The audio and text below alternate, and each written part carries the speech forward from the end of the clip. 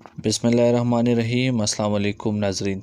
आज 2 अप्रैल 2020 को सऊदी वज़ारत सेहत ने एक रिपोर्ट जारी की जिसमें बताया गया कि सऊदी अरब में कोरोना वायरस के 165 नए केसेस दर्ज किए गए, जिससे मरीज़ों की मजमूई तादाद 1885 तक पहुँच गई।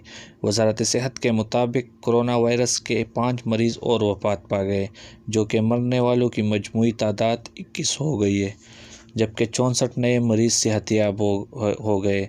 सेहतयाब होने वाले मरीज़ों की मजमूई तादाद 264 हो गई है।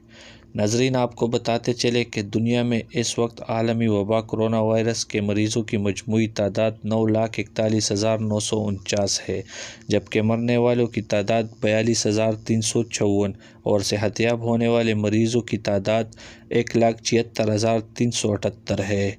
दोस्तों, सऊदी अरब की मज़ीद न्यूज़ अपडेट के लिए हमारे चैनल को ज़रूर सब्सक्राइब कीजिए।